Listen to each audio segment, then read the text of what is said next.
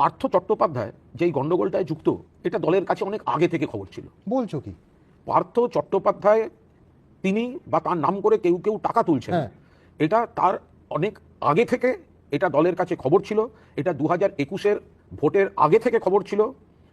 সেই কারণেই মূলত পার্থ চট্টোপাধ্যায়কে শিক্ষা দপ্তর থেকে দেওয়া হয়নি, এবং সেই কারণে পার্থ চট্টোপাধ্যায় ক্ষিপ্ত হয়ে গেছিলেন। কিন্তু এই ঘটনাগুলো দল তাহলে বাড়তে দিল কেন?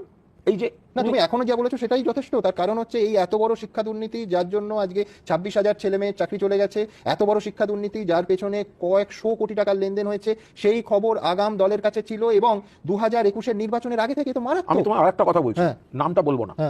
আমি তখন জেলে, আমি জেলে বসে আছি, প্রেসিডেন্সি জেলে। বেশ, এক অফিসার আর একজন মানে অর্ডারকে নিয়ে এলেন।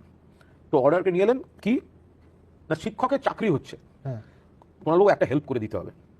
তৃণমূলের এক নামকরা নেতা 7.5 লক্ষ টাকা চেয়েছেন। আমি 5 লাখ জোগাড় করতে পেরেছি, আমার আত্মীয়।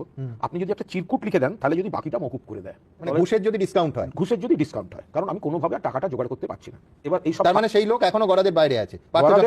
তিনি পার্থ চট্টোপাধ্যায় নন, তিনি মহা দাপটের সঙ্গে ঘুরে বেড়াচ্ছেন এবং প্রবল প্রতাপে ঘুরে বেড়াচ্ছেন, এবং মন্ত্রিসভার মধ্যে রয়েছেন, মন্ত্রিসভার সদস্য। কেউ না কেউ তো অন্যায় করেছে, চাকরি পেয়েছে, কিন্তু বাকিদের একটা ভয়ঙ্কর কষ্টের মধ্যে পড়ে গেছে। একদম। আমার কোথাও মনে হচ্ছে বিরোধীরা জট পাকিয়েছে, অমুক হয়েছে তমুক হয়েছে, সব ঠিক, কিন্তু চুরি ডাকাতি যখন এখান থেকে হয়ে লন্ডভন্ডটা হয়েছে, আমাদের কোনো ব্যক্তি, তারা প্রশাসনে থাকুন বা কোনো ডিপার্টমেন্টে থাকুন, এসএসসি হোক বা এসএসসির অভিভাবকরা হোক, তারা যদি একটু সদিচ্ছা দেখিয়ে এই ছেলেমেয়েগুলির সঙ্গে বসতেন, আজ এই প্রবলেম সলভ হয়ে যেত। 13 থেকে 16-র মধ্যে তুমি জেলের মধ্যে বসে তোমার ঘুষের ডিসকাউন্টের অ্যাপিল পাচ্ছ, অর্থাৎ তখন এই বেআইনি পথে সমস্ত রিক্রুটমেন্ট, অর্থাৎ ঘুষ নিয়ে চাকরি দেওয়ার যে ট্রেন্ডটা, সেটা শুরু হয়ে গেছে, এবং তাতে একেবারে রাজ্যের মন্ত্রী যুক্ত, যিনি এখনো রাজ্যের মন্ত্রী আছেন, এখনো রাজ্যের মন্ত্রী, সম্ভবত 16 সালটা এখনো তিনি রাজ্যের মন্ত্রী।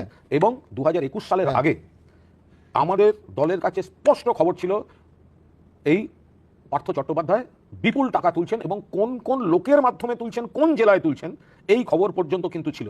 কিন্তু এর কোনো প্রশাসনিক বা অন্য কোনো ব্যবস্থা হয়নি।